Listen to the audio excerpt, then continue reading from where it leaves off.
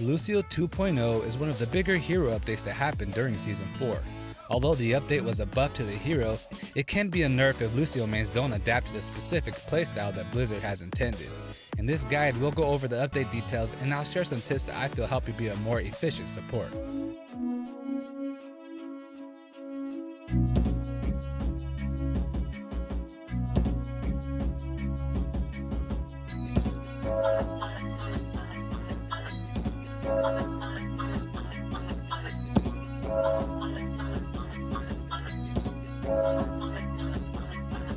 What makes Lucio stand out from the other support heroes is his ability to boost his speed and any teammates near him. And his secondary fire allows you to boop enemies off ledges for some nice looking environment kills. But before the update, his healing was honestly pretty bad, and his primary fire was weak and the projectiles were hard to land if you were not right next to the enemy. The Lucio update buffed the speedy support hero, but it tweaked the hero enough to force Lucio players to make changes to their in-game decisions. Let's go over the updates. First, Sonic Amplifier. Damage increased by 25%. Projectile speed increased from 40 to 50. Alternate fire now considers vertical orientation when knocking targets back. Crossfade. Song's area of effect radius decreased from 30 meters to 10 meters. Healing per second has been increased by 30%, and that also applies to Lucio's Amp It Up ability. Self-healing has been reduced by 25%. Wall riding.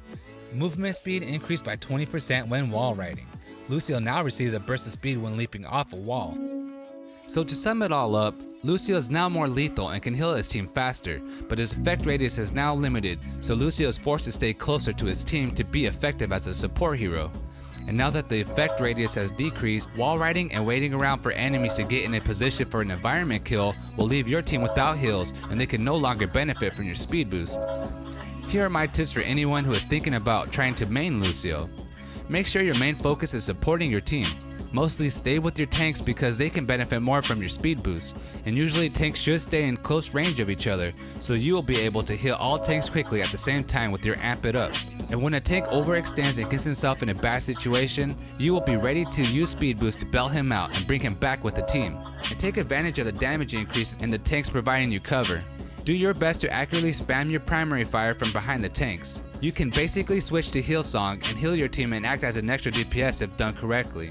I know after watching hours of DSP stanky videos, you want to hop online and try to get those big environment kills. And trust me, I get it. I'm watching for the enemies to be grouped up around the edge too.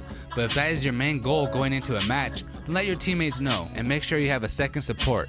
There has been more times than not that a member of my team picks Lucio so we build around him. But then he disappears behind enemy lines and we are lucky if the Lucio comes wall riding past every once in a while like Kaylee's comment to bless us with a quick heal before disappearing right back into the abyss. In my opinion, playing support takes high Overwatch IQ. You need to be aware of what is going on all around you, know when to expect enemy ultimates, and when not to overextend. And that's gonna do it for this video. I'll be uploading more hero guides soon, so be sure to subscribe so you can see when I post a video covering your favorite hero. Subscribing also helps my channel grow and will give me extra motivation to upload guides more often. Leave a like if you found this guide helpful, and leave me feedback if you can. See you guys next time. Standing by the wall, and the guns shout above our heads.